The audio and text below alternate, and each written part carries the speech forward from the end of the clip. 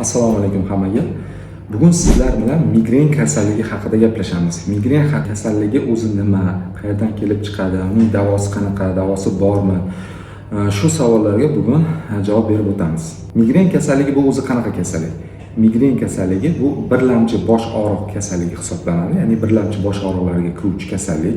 Bunda kuchli lo'qillovchi bosh og'riqlari kuzatiladi. Bu kasallik o'zi qayerdan kelib chiqadi?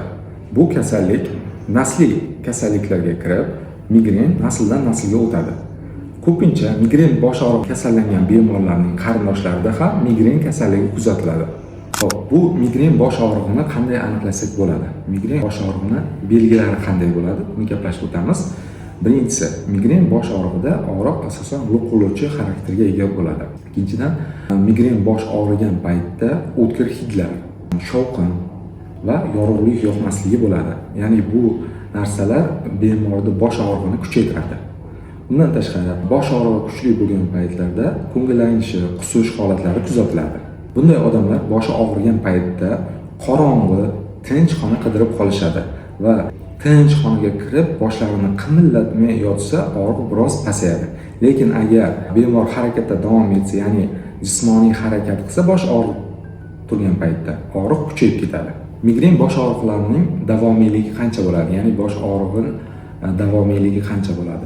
Migren bosh og'riqlari 4 soatdan 72 soatgacha, ya'ni 3 kungacha davom etishi mumkin. Ya'ni bitta xuruj bo'lganda bu 4 soatdan 72 soatgacha davom etishi mumkin. Bu kasallik o'zi kimlarda ko'proq uchraydi?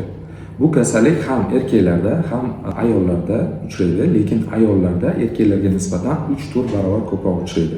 Yoshiga keladigan bo'lsak, yosh bolalardan tortib to 50-55 yoshgacha ham migren kasalligi bilan bemorlar og'riydi. Hop, o'zi migren kasalligi shu 55 yoshlardan keyin sekin-sekin kamayib yo'q bo'lib ketadi. Migren yosh bolalarda ham uchraydi, lekin bu videoda buni отдельно gapirib o'tmaymiz. Bu uchun bolalarda uchraydigan migren haqida отдельно video olamiz. Uni keyingi videolarimizda xudo xolasa chiqaramiz. Ko'pchilik bemorlar savol berishadi, ya'ni bu migren og'riqlaridan qutulsa bo'ladimi deb.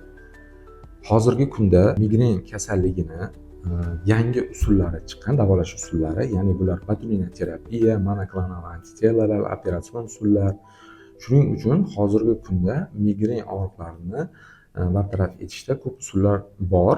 Bundan xavotir olmasalaring bo'ladi. Keyingi videolarimizda albatta ularni batafsil gapirib o'tamiz. Do'stlar, hali migren haqida juda ko'plab videolar olamiz. Ularning turlari, juda kam uchray turgan turlari bor.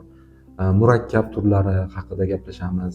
Uning qo'zg'atuvchi omillar, dietasi qanaqa va shunga o'xshash juda ko'plab videolar olamiz.